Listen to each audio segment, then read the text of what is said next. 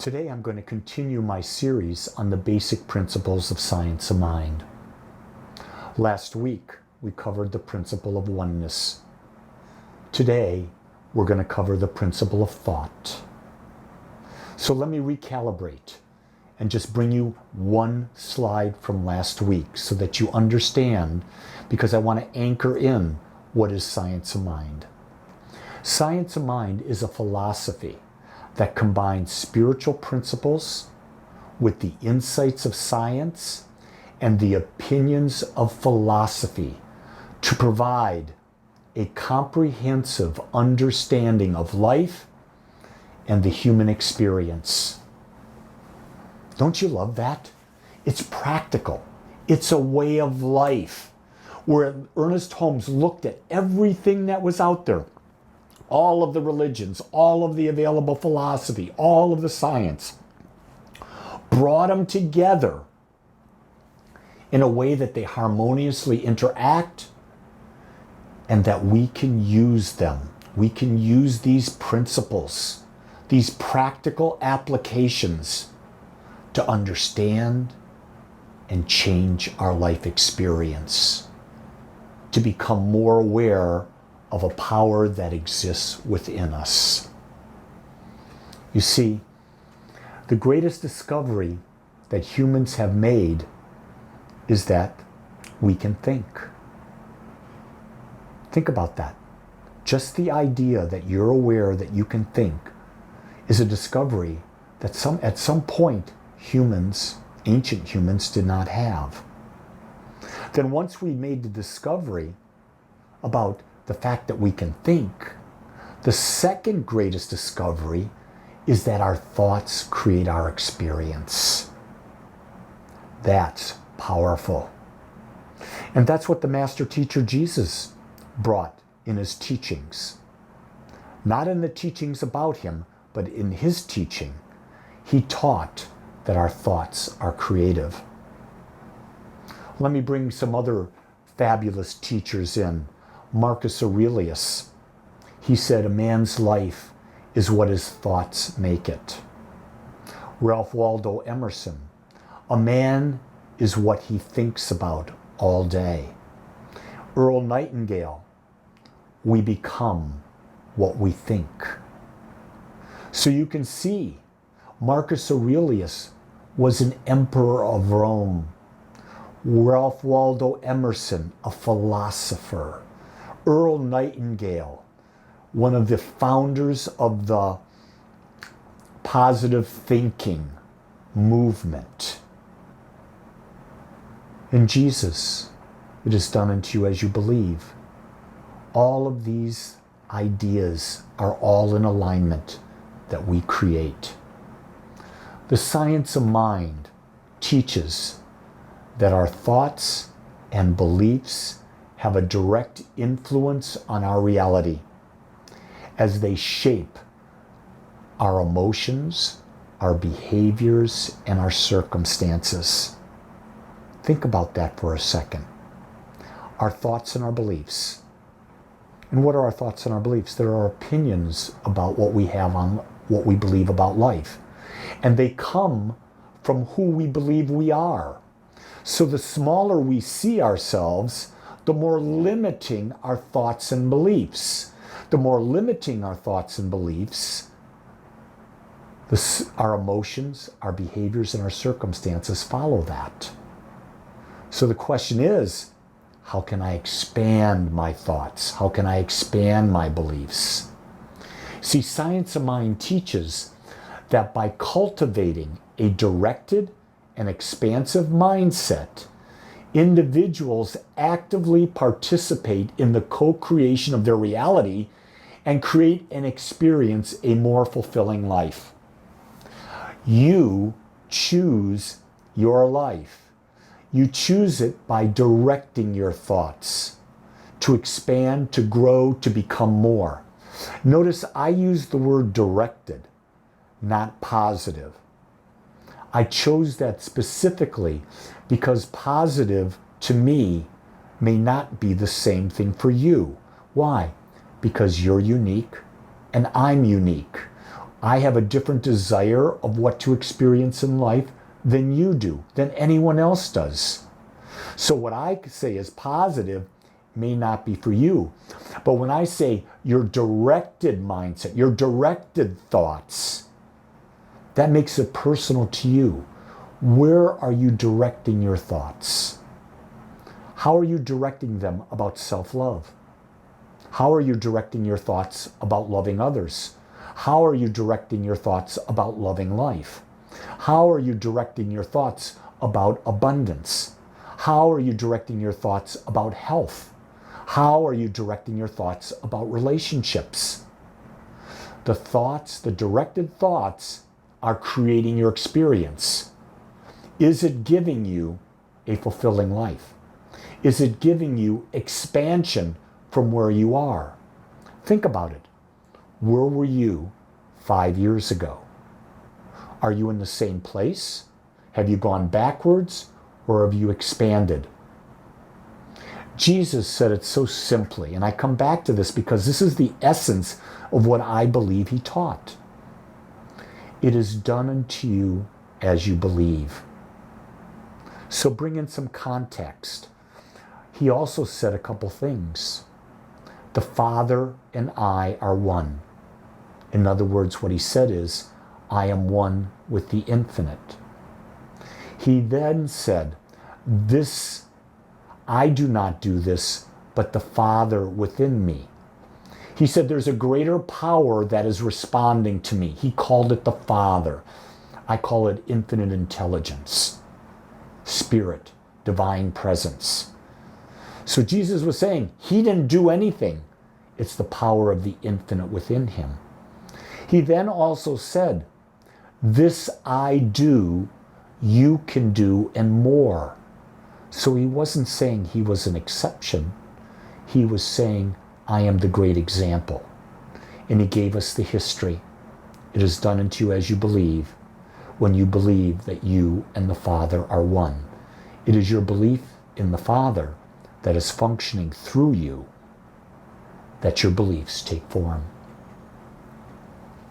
Our thoughts create our beliefs, and these beliefs create our mental atmosphere or mental mold that infinite intelligence uses to manifest corresponding experiences in our lives. I love the idea that our thoughts create a mental mold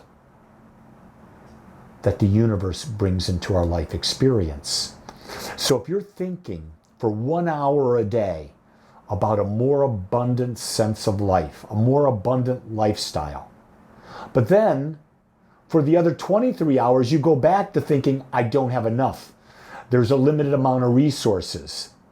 You're changing the mold. The mold is something that you have to hold persistently and consistently. You've got to hold the thought of a more abundant life. You've got to hold the thought of greater health. You've got to hold the thought of easy and joy-filled relationships. You've got to hold the thought of spiritual connection, that you are one with it. It's not something you do for a short period of time. You make it the essence of all that you are, because you understand your thoughts create the mental mold, and you're not willing to have that mold be anything other than what you've decided it to be. And there'll come a point where in your life, in certain things, you're not seeking more physical comforts. You have them, and then you start to focus on things differently. That's pretty much where I'm at. I'm abundant. I'm not focusing on a lot of more abundance. I've got abundance flowing to me, and it's enough. My major mental atmosphere is one of being aware, of being more aware of my infinite nature, more aware of my connection to the infinite, to life, to others, and the acceptance of myself as a perfect, unique, and whole expression of God. That's the mental mold and image that I'm creating now. But I've been working with this power, consciously working with this power for over 20 years. For 25 years, in fact. You see, one of the things in religious science, we understand that there is a universal law that responds to the nature of our thought and directly reflects back to us our inner state of consciousness. In other words, our outer world is a reflection of our inner world. If we want to change our outer world, we don't change the circumstances in our outer world. That doesn't change anything. We've got to change the inner state of our mind, the inner state of our consciousness, the inner state of our mental atmosphere. And when we change our inner state, our outer experience changes. Whatever your outer experience right now, it is reflecting back to you what your inner beliefs are. So don't look to change anyone else. You want something to change? You know where to go. You change your own mind. You don't have to go far. You can change right where you are. You don't need to go anywhere. You don't need to leave the planet. You don't need to leave the city. You can begin right where you are, right now, at this time, by just simply building a new image of yourself and then living it, walking it, talking it. Scientific studies have shown that our thoughts can directly influence our physical and emotional health. When you think about it, studies coming out of Stanford and other universities are showing that stress is the #1 cause of all dis-ease. Where does stress come from? Stress is basically, what are we thinking about most? When we're thinking about that we have no control and that we're the mercy of whatever's happening, we stress out. When we understand that we're creators, and as we change our thought, stress disappears. When we go into the habit and practice of meditation, we get rid of the emotional stress because we see life from all sides, and stress dissipates. Stress dissipates. What happens? We reclaim and recreate a healthy physical body and a healthy emotional mind. Science is proving this out. Meditation combined with the shifting of your thought atmosphere is the greatest healing tool on the planet. The doctor, medical science, can help relieve symptoms, but it's you, your mind, your thought atmosphere that heals. The thing that I'm often asked is, what about these random thoughts that I have, Lee? Well, it's not our random thoughts that create, but rather our repeated thoughts. The ones that we think about repeatedly that begin to shape our reality and affect our actions, behavior, and attitude. So ask yourself, what do I talk to myself about the most, day in and day out? Is it I don't have enough money in my bank account? That where am I going to get the money for these bills? If that's what you're thinking, you're not going to be living an abundant life. If you're constantly thinking that with my partner, it's so difficult, it's so hard, they don't understand. If you're having those thoughts repeatedly, that's going to be your experience. If you're thinking, well, I'm old and my body's deteriorating and I can't do what I want to do, yada, yada, yada, that's going to be your experience. Another way of looking at it is, when you're with other people, what do you want to talk about the most? What are you always called to talk about?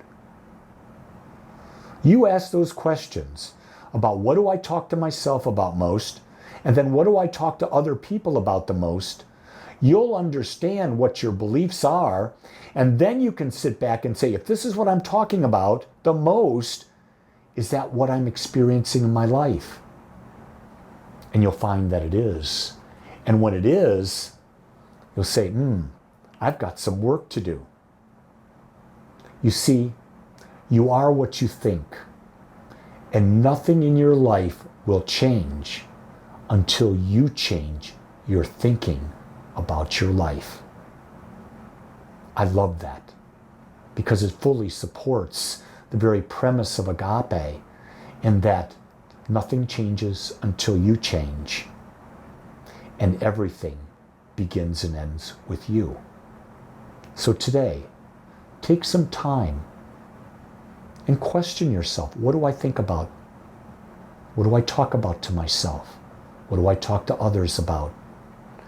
And am I talking about what would really excite me, make my life so magnificent that I get a sense of fulfillment that's beyond, and realize no one else is going to know that fulfillment but you. Because while other people interact with you, life is an inside journey, and the outside is always reflected by who you are on the inside. Become inside, and you will demonstrate on the outside. Test it, try it, and then write me and tell me about the magnificence of the creations you've done in your life. I look forward to hearing from you.